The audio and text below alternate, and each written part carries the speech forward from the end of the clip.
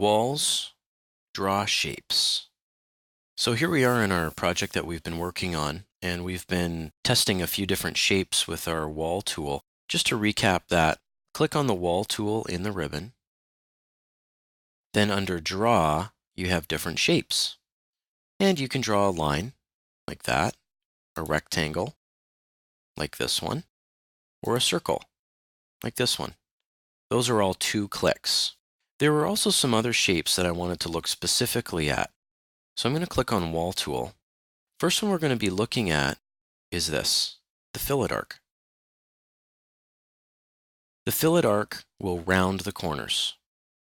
I'm going to click on that. Now, it is going to round the corners, and the most important thing to remember with the fillet arc is it's not necessarily editing what's there as much as adding something new.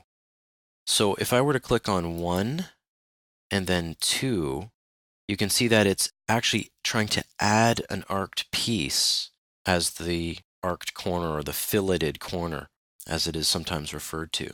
So I can just click where I want that to end up, and let's see what we have here. I'm going to hit Escape twice. Now what we have is one wall there, that was the original wall that was there, and we have a second wall, very, very small piece of it, and then a third wall is drawn in between. That wall doesn't necessarily have to be the same type as these other walls. It's its very own segment. So let me review that. I'm going to undo, so I'll go up to the undo command and press it once, and now we're undoing. You won't find the fillet command anywhere. You find the fillet arc under the wall tool. Now when I click on this wall, I'm going to just take note of its wall type. It's called Basic Wall Generic 8. Good. Now I'm going to click off the wall. When I click on the wall tool, I want to make sure that I have the same wall type. Now when I click on the fillet arc under Draw, you'll notice that it's available to me, and I can pick the points and then decide on what the radius is. But it's the same wall type as the other ones. I'm going to hit Escape twice to exit out of the command. I can click on the wall.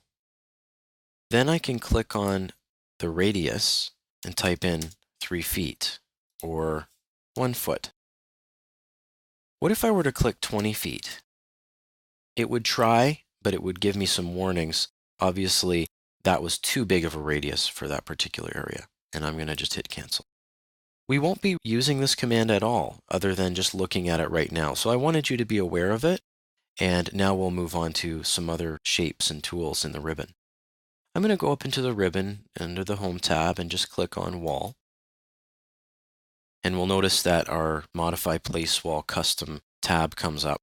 And this tool right here is called Pick Lines. And this can be a very useful tool, not just for walls, but for other objects as well. If I click on Pick Lines, I can pick a line, and on top of that line, or aligned with that line, a wall will appear.